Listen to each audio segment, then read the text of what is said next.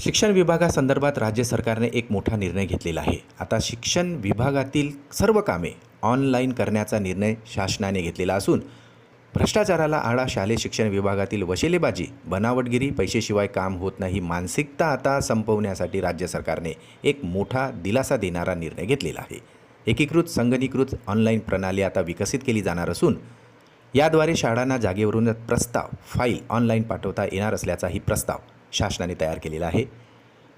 कर्मचाऱ्यांसंदर्भात आणि शाळेतील शिक्षणविषयक संदर्भातील फाईल शिक्षणाधिकारी, उपसंचालक, संचालक, आयुक्त आणि शिक्षण मंत्री यांच्यापर्यंत ऑनलाईन प्रवास होणार आहे. नवीन शाळांना मान्यता, तुकडी वाढ, स्थलांतर, अनुदान, टप्पा वाढ, नवीन पदे मंजुरीसाठी आता ऑनलाईन सुविधा तयार होणार आहे.